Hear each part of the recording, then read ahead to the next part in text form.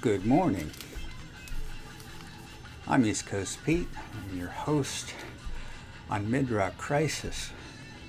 I'm going to try and save some rock today and talk about the band Chicago. The first wind in '67 at Chicago Transit Authority. They shortened the name and started counting their albums in Roman numerals in 1969. Bassist Peter Cetera, guitarist Terry Kath, keyboardist Robert Lamb, horns Lee Lungnane, James Pankow and Walter Parazater, and drummer Dan Serafine. And Cetera, Kath, and Lamb were all vocalists. Political lyrics and a horn-driven hard rock, and would later move to lighter ballads. As for hits, there were many. In the 70s and the 80s, Chicago was ranked 13th on Billboard's 100 Greatest Artists of All Time. One of the longest-running musical acts, they sold over 100 million units. They were the first rock act to sell out Carnegie Hall for a 7-day booking. And they had 5 consecutive number 1 albums and 20 top 10 singles. And in 1974, they had all 7 of their albums on Billboard 200 at the same time. DePaul University and Roosevelt University students formed the band, and they first called themselves The Big Thing. They played top 40 hits in nightclubs in and around Chicago. Peter Cetera, the bass player and tenor, was the last to join. The band began work on original material, and then Big Thing blew town and headed for Los Angeles. They signed with Columbia. They changed the band's name to Chicago Transit Authority as a nod to their origins.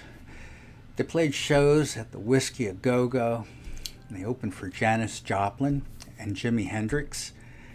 Jimmy liked the horns and commented that Chicago's guitarist was better than him. The first album was a double LP. This is unusual for a band's first release. The album went to number 17, and within a year it sold over 1 million.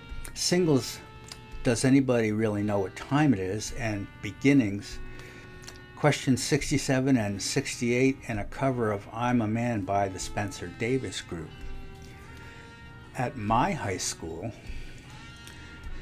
in the marching band, Chicago horns were very popular. The saxophone girls and the flautist would yell out, "Does anybody really know what time it is?"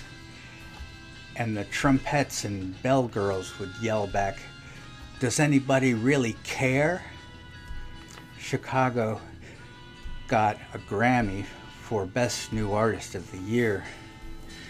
Now, Chicago was booked at Woodstock, but they were bound by contract to Bill Graham, who scheduled them to play the Fillmore West for those dates. Another Bill Graham act went in their place. The replacements were Santana, and Woodstock was their commercial breakthrough. In 1970, Chicago played Tanglewood, and they blew the tangle right out of the wood. At this time, the real Chicago Transit Authority threatened a lawsuit to force a name change. So they called themselves Chicago, and their logo, based on the Coca-Cola logo, still looked cool on the albums, and so did the Roman numerals. Another double LP singles, Make Me Smile and Color My World, were sung by Kath with his incredibly lush baritone range. The other hit single, 25 or 64, was sung by Cetera. Cryptic lyrics led to fans making up meanings. The band said the song was about staying up late writing lyrics. The fans said the 25 numeral referred to LSD 25 and being strung out on acid till the wee hours. The album also had songs protesting the Vietnam War. It went to number 4 and won 2 more Grammy nominations. Chicago 3 was also a double album and also a multi-platinum album. There were more hit singles. Saturday in the Park went to number 3, and Feeling Stronger Every Day, and If You Leave Me Now.